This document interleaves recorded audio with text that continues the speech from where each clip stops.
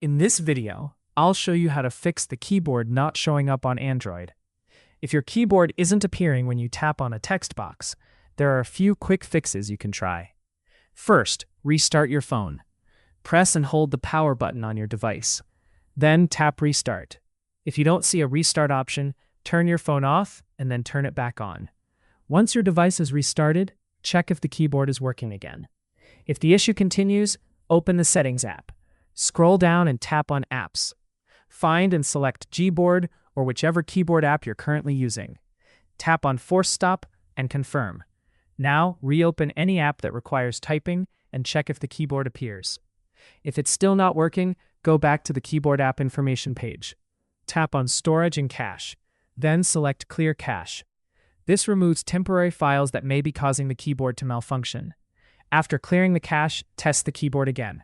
If the problem still isn't fixed, return to the keyboard app information screen. Then select Uninstall Updates. Confirm your choice.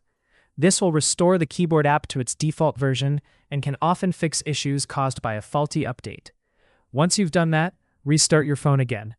After the device boots up, open a messaging app or search box and check whether the keyboard appears normally.